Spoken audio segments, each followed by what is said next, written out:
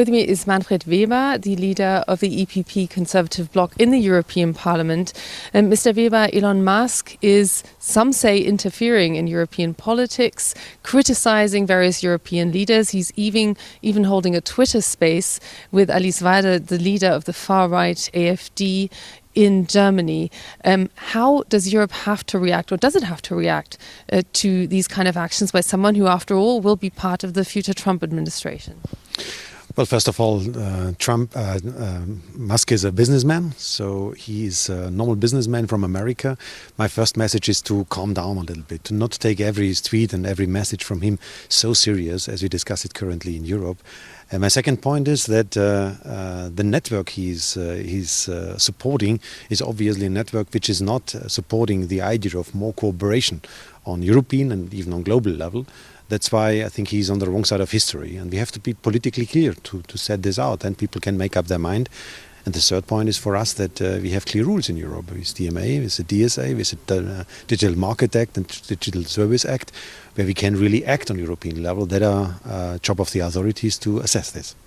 But just a quick question on the definition. Do you consider it to be election interference if a member of the US administration that's incoming calls on Germans to vote for the far-right AfD party? Well, again, he's obviously on the wrong side of history. His support for AfD means not supporting his business interests and not meaning to support the general idea of a strong cooperation on global level. But again, to have a future administrative member in the administration of the American government being so outspoken is not the traditional way of how we cooperate on this level. I have to say we have to respect each other, and that is what I also would ask them to do. On the other hand, we should be more self-convinced about what we are all about as Europeans, so not to overdo it with taking his comments and his statements so serious. So looking at the bigger picture, we have the Trump administration taking over on the 20th of January. How should Germany and how should the Europeans brace themselves for this? What's your expectation? We have to, first of all, understand that Europe is a strong power. And we represent around 21% of the global GDP as European Union, even without the Brits. America represents 22% of the GDP, so we are equal. We are equally powerful when it is about the economy. And that's why whatever we hear in tweets and statements from Washington, let's take it serious, let's discuss it, but let's first of all be self-convinced that we are capable to answer all the challenges. The second thing is that we should prepare an offer. We have a new administration, and I think having the programmatic approach of Donald Trump in mind, we should consider what can we do to convince that this partnership is of benefit for both sides. One aspect is obviously the defense issue, where we have to prepare ourselves. 320 million Americans will not on the long run defend 450 million Europeans. That's why we have to build up our own capacities. That is one of the key projects for the next mandate of the European Union. And the second element I would see where we can offer something is the China policy. Obviously in Washington the key number one issue is how to answer the China challenge on global level. And there 22%, 21%, if we combine our efforts, if we combine our common activities to also force China to respect international rules is much more powerful, and that is also convincing to Donald Trump. So what I would ask us to be strong, united, but also to offer a common approach for the future. And just finally, I want to zoom in on what also Donald Trump sees as a key conflict for the Europeans, which is, of course, Russia's war against Ukraine, which he's vowed to resolve within 24 hours. However, that time limit will be stretched. You are someone who cautions not to act too quickly. So how do you plan to mediate that action that might be coming from the other side of the Atlantic? Also in this regard, I would say, let's see what will happen. So we have tweets, we have public statements during election campaign, which are normally a little bit more stricter, more stronger.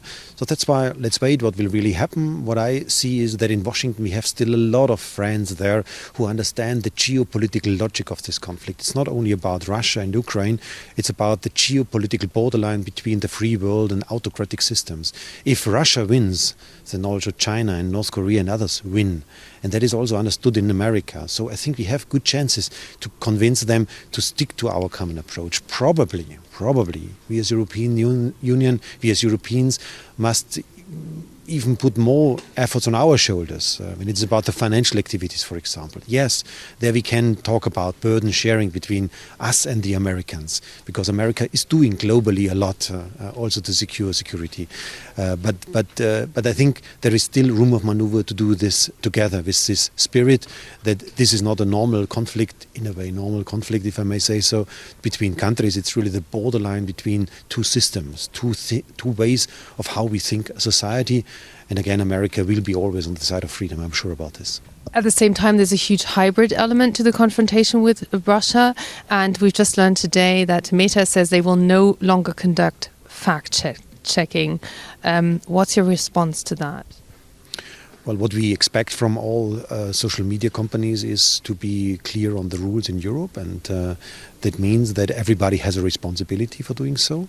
But when it is about the broader perspective on the Russian impact and influence on Europe, we have a proof. We have the Romanian elections. The highest court in Romania asked for a renewal of the electoral process for electing a president of Romania because of Russian interference. And that's so obvious that every day Russia is trying to attack us. And that is what we have to tell everyone in Europe, but also abroad in the United States, that Russia has bigger targets, has bigger ideas in mind, want to achieve more than only to occupy a little bit of territory in Ukraine. That's the substance of this conflict, and we have to be strong. And we as European People's Party, as Christian Democrats, as the leading party in Europe, we also have to make clear that in historic moments, when it is about history, defending our values, we have to stick to our principles, and that means to stick to support Ukraine. Manfred Weber, leader of the Conservative EPP bloc in the European Parliament, thank you very much. Thank you so much.